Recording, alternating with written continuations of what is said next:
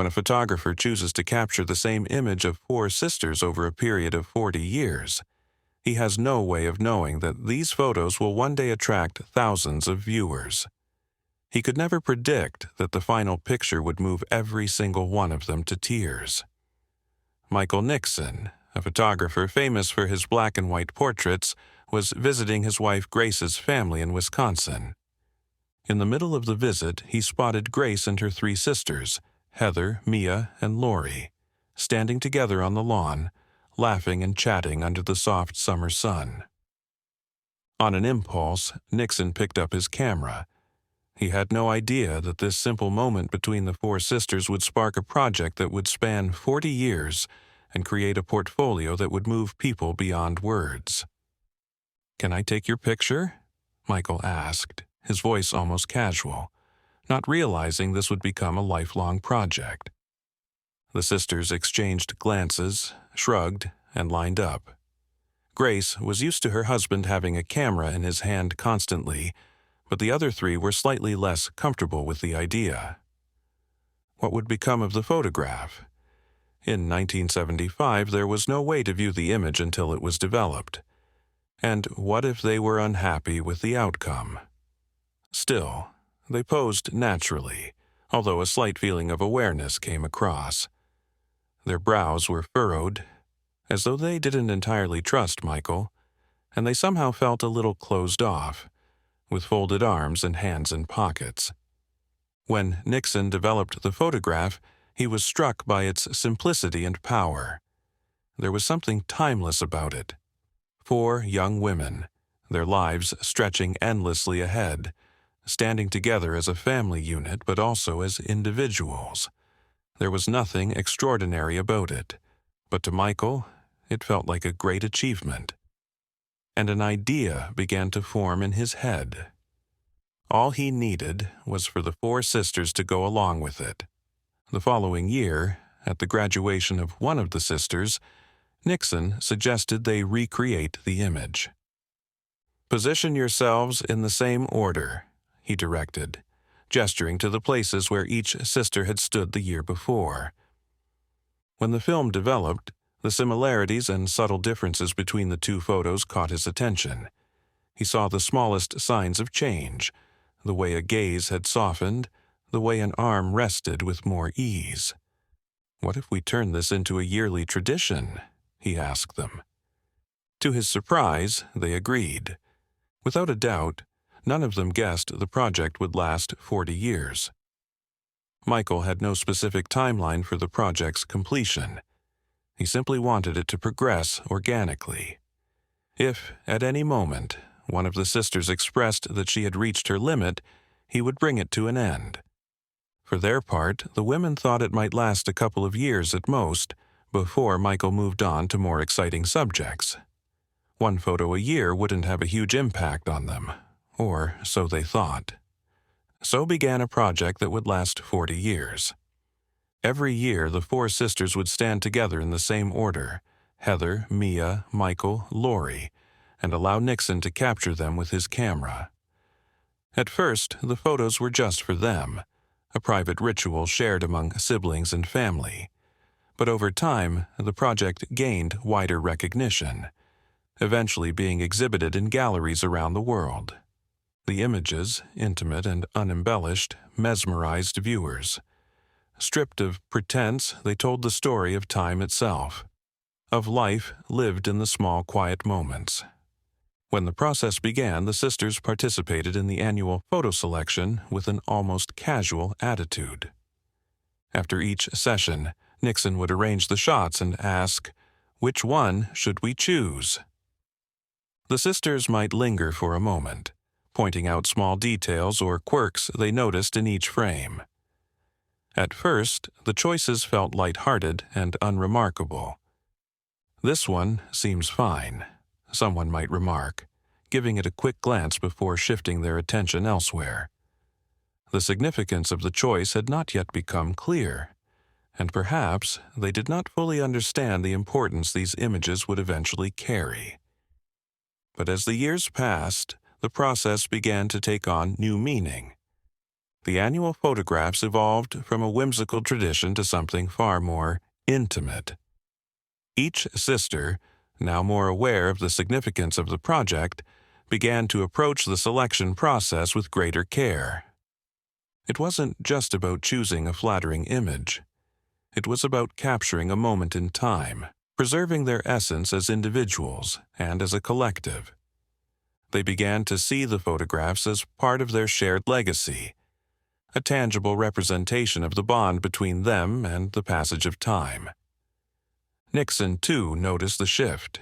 He noted that, particularly in the final 10 years of the project, the act of choosing the final photo became much more of a collaborative process than it ever had before, as though the sisters finally realized that this had gone way beyond a casual family photograph each year.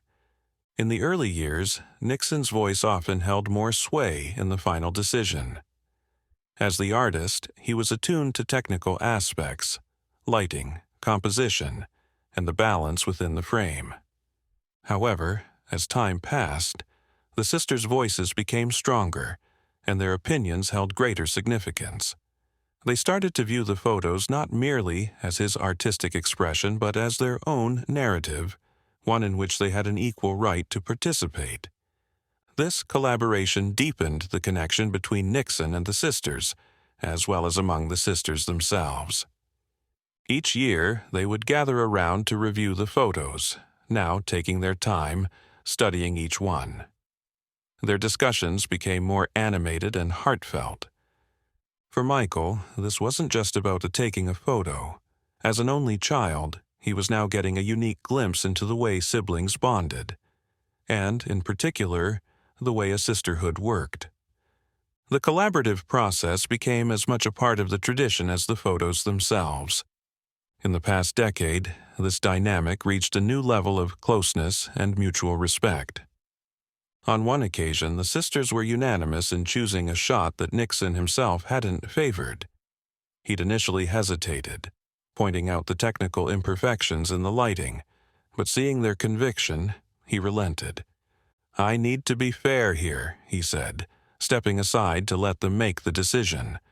That moment signified a subtle yet meaningful shift, recognizing that the project was no longer just his, but theirs too. For the sisters, the annual ritual of choosing the photo became a moment of reflection and action. It was a time to pause and look at themselves, not just as individuals but as part of something bigger. They saw their younger selves frozen in time, their faces unlined, their eyes brimming with youthful intensity. They saw the gradual changes, the lines that deepened, the hair that grayed, the way their postures softened and leaned toward one another.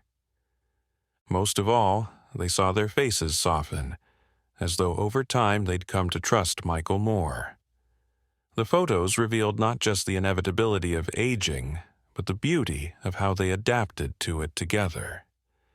Nixon's presence in the process also evolved.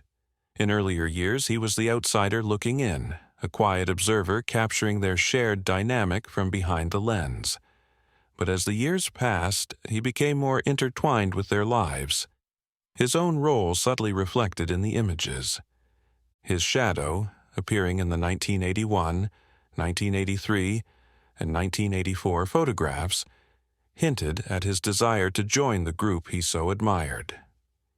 In the later years, the trust between Nixon and the sisters was evident in their expressions.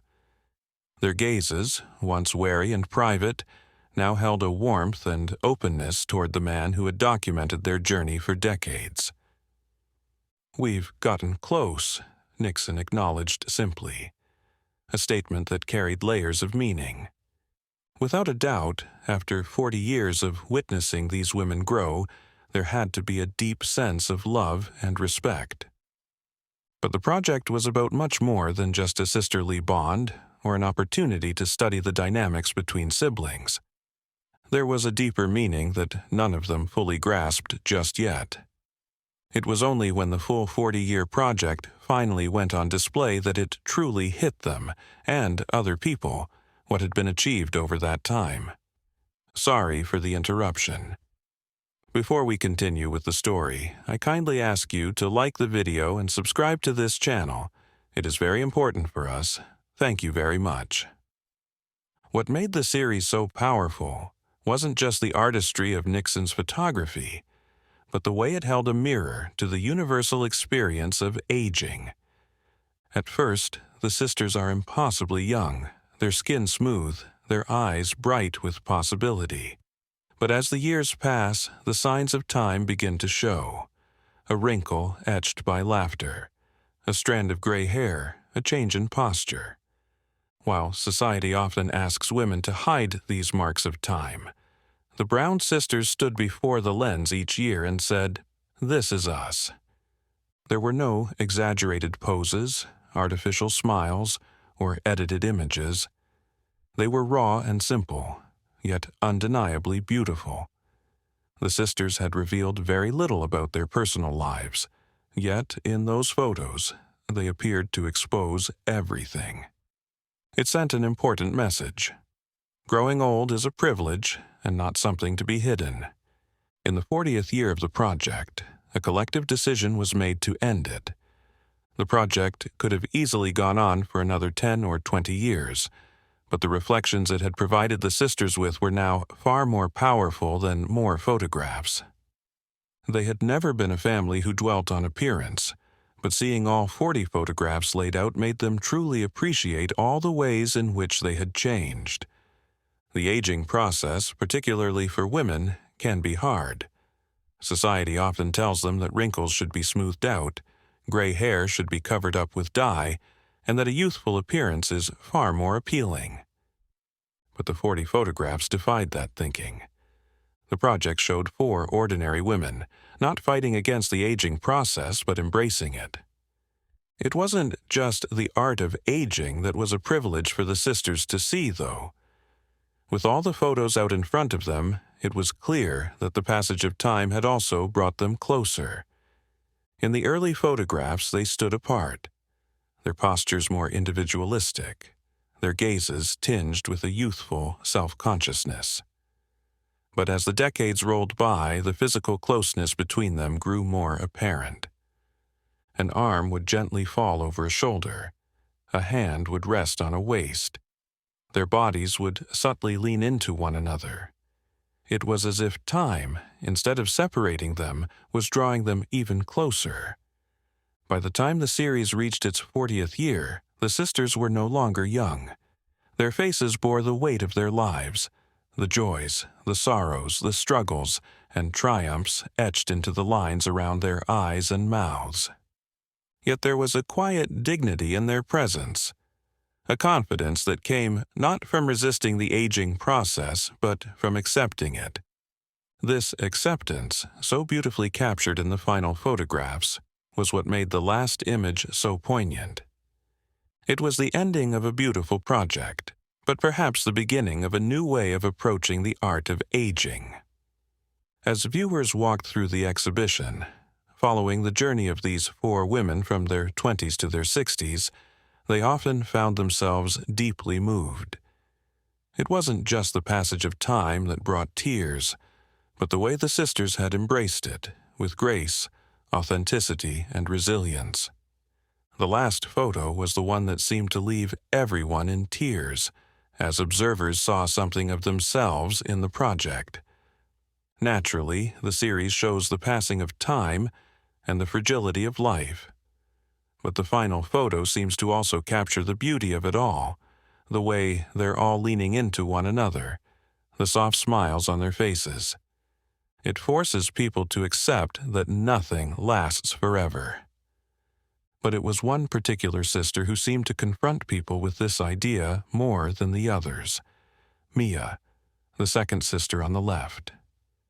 Throughout the project, Mia was always the one with the sternest look on her face. In the very first photo, she appears to be almost frowning.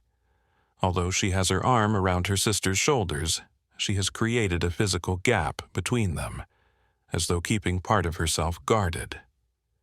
This stern look continues on Mia's face for many years throughout the project, becoming something of a trademark. Even in the photographs where the sisters appear more relaxed or playful, Mia's expression holds a certain distance, a quiet reserve that sets her apart. Yet, in the final photo, we see a completely different version of the woman. There is a softness to the small smile she wears, one that feels earned with time.